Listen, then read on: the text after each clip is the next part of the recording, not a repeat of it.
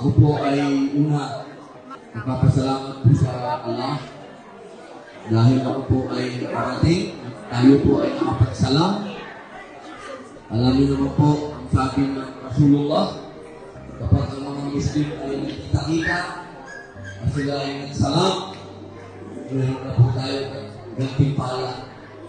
Rewarded na po tayo. Allahu Akbar.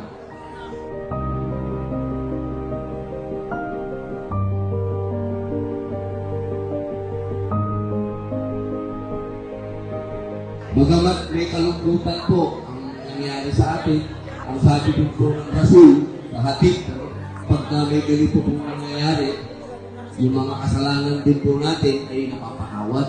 Kapag tayo daw po ay dumadaan sa pagsubok, tayo daw po ay ibig sabihin ay malapit sa Kanya. Sa bawat panalangin natin ngayon, wala daw pong hakang. Bawat sujud natin, diretso sa Allah.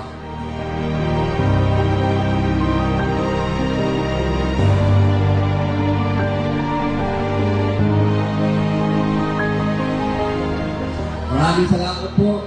Nadamay po ninyo ako. Kasama niyo po ako. Kung anong pagkukulang po, uli po. Patawarin niyo po. Assalamualaikum.